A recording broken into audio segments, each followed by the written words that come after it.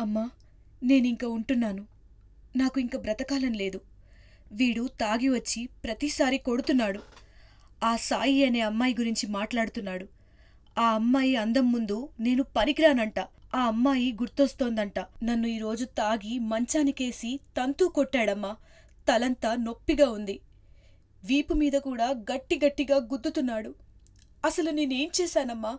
మంచిగా ఉండడం కూడా నా తప్పయిపోయిందా? కానీ ఇలాంటి వాడి దగ్గర ఉండలేకపోతున్నాను. మన ఇంటికి వచ్చి మిమ్మల్ని ఇబ్బంది పెట్టలేను. మంచాన్ని గట్టిగా గుద్దాడు. ఇంకా ఆ మంచం కింద ఉన్న టైల్స్ పగిలిపోయాయి. వీడిని మాత్రం వదలద్దు.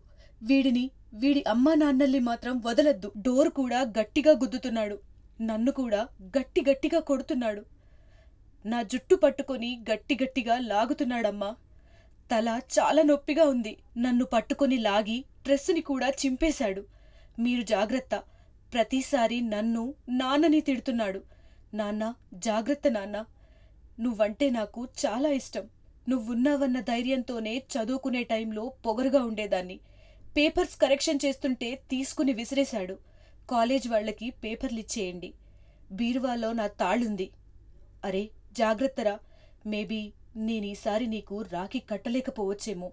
అమ్మా నాన్నని జాగ్రత్తగా చూసుకో. ఉంటాను. ఉంటాను. అమ్మా, నాన్న, తమ్ముడు. బాయ్.